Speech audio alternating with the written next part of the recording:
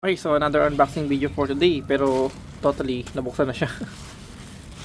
Okay, so yun yung ating plastic. Meron naman siyang label. Ito nakabalot naman siya sa bubble wrap. So double check lang natin siya, no, para mas makita natin yung ating items.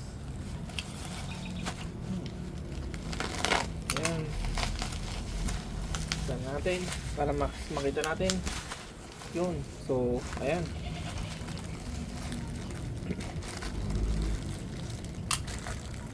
meron tayo ditong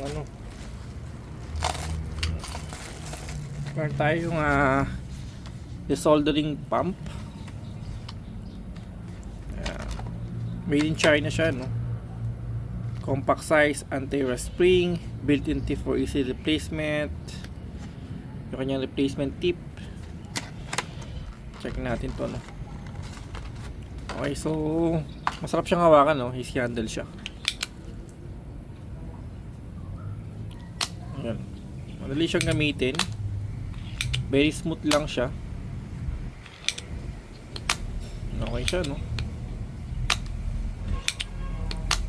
Okay.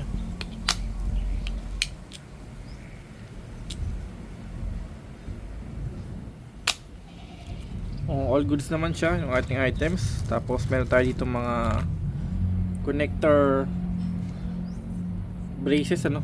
Ayan. Depende kung ilang ampere siya, no? Ayan.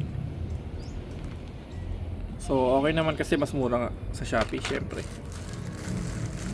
Tapos meron pa tayo ditong ayan, microphone.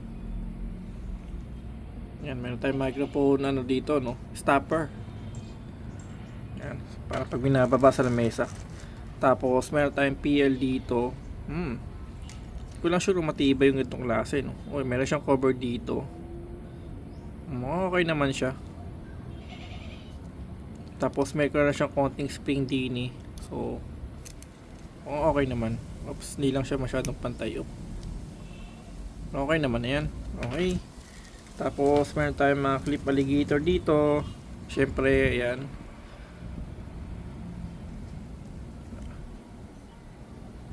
So nisip ko nga pala, no, dapat pala may katambal nga pala dapat to, no, sa parehas na size. Gator. Ayan siyang clip alligator. Meron siyang clip alligator, ayan. Tapos meron tayo ditong switch, ayan. So 6 pin po ito, no. Ayan, pang microphone po yan. Para pagka usin natin yung ating microphone, ayan. Sakto, meron na tayong switch, diba?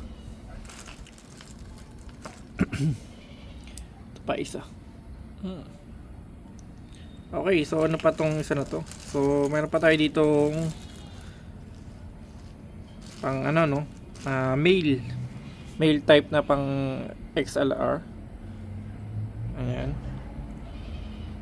So combination siya ng 1, 2 and 3. Ayan. So sa po ito, pang ilalim ng